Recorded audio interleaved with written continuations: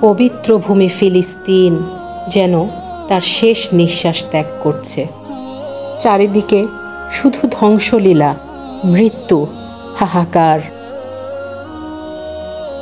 গাজা সহ সমগ্র মুসলিম বিশ্ব আজকে পরাজিত।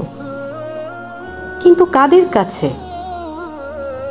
পশ্চিমাদের সম্মিলিত শক্তির কাছে, যাদের জীবন ব্যবস্থা এতই দুর্বল যে নিজ জাতির কাছেই তার গ্রহণযোগ্যতা হারিয়ে ফেলেছে।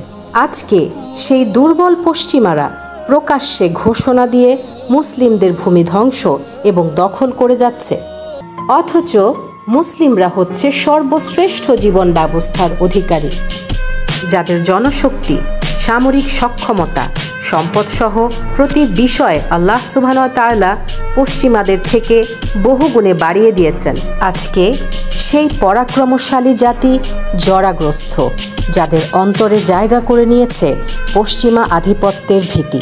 জাতীয়তাবাদের দোহাই দিয়ে আমাদের পৃথক করা হয়েছে ভিন্ন জাতি হিসেবে। যে জাতীয়তাবাদ নিয়ে রাসূলুল্লাহ সাল্লাল্লাহু আলাইহি সাল্লাম বলেছেন, সে আমাদের দলভুক্ত নয় যে আসহাবিয়ার দিকে ডাক দেয় বা আসহাবিয়ার কারণে লড়াই করে কিংবা আসহাবিয়ার কারণে মৃত্যুবরণ করে। আবু দাউদ। আর আজকে সেই নিষিদ্ধ জাতীয়তাবাদের সীমানা আমাদের সক্ষমতাকে অক্ষমতায় পরিণত করেছে।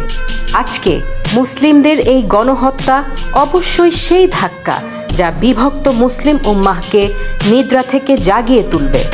তারা জাতীয়তাবাদের এই বিষ বাষ্প প্রত্যাখ্যান করে ইসলামী ব্যবস্থার অধীনে আবারও ঐক্যবদ্ধ পরাক্রমশালী শক্তিতে পরিণত হবে। গাজা সহ নির্যাতিত মুসলিম উম্মাহ এরই অপেক্ষায় রয়েছে।